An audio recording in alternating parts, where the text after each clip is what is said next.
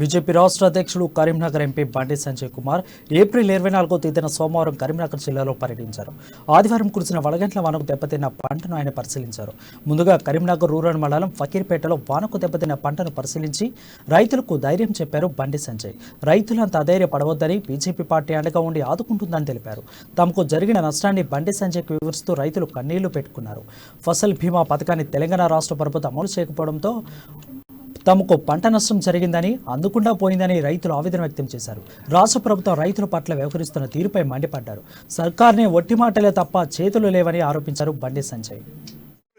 ఎక్కడ కర్ణాటక ఎన్నికలైతే కాంగ్రెస్ పార్టీకి పైసలు ఇచ్చిండు, బెంగాల్ పోయి వేల కోట్ల రూపాయలు ఇచ్చిండు బీజేపీని ఓడగొట్టడానికి, పంజాబ్ పోయి పైసలు చేసిండు. 7 రాష్ట్రంలో ఎన్నికలైతే బీజేపీని ఓడగొట్టడానికి వేల కోట్ల రూపాయలు ఇస్తున్నావు. నీ పాటలు వేసుకోవడానికి ఈ రాష్ట్ర బోర్డు ఆ రాష్ట్ర బోర్డు అందరూ పిలిపించి 100 కోట్ల రూపాయలు ప్యాకేజ్ ఇస్తున్నావు. హెలికాప్టర్లు పంపుతున్నావు, ఫ్లైట్లు పంపుతున్నావు, స్పెషల్ ఫ్లైట్లు పంపుతున్నావు, వేల కోట్ల రూపాయలు ఖర్చు పెడుతున్నావు. ఈ పైసలు గిర పెడితే ఏం వస్తుంది నీకు? నువ్వు తట్టమోసిన పైసలు అయితే కావు, మళ్ళీ గిడ ముంచిన పైసలే, ఇక్కడ దోచుకున్న పైసలే, ఇక్కడ దోపిడీ చేసిన పైసలు సంపాదించుకున్నది. అక్కడేమో పైసలు వస్తాయి, అన్ని అక్రమ దందాలు, దొంగ దందాలు, లంగ దందాలు చేయని పైసలు వస్తాయి నీకు.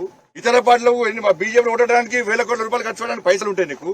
ఎన్నికల్లో గెలిపించడానికి వేల కోట్ల రూపాయలు పైసలు ఖర్చు పెడతావు. కానీ రైతులను ఆదుకోవడానికి ఎందుకు చేతులు వస్తున్నావు నువ్వు? కనీసం ఎన్నికల సంవత్సరం ఇప్పుడని, 8 సంవత్సరాలు లేదు ఇప్పుడని.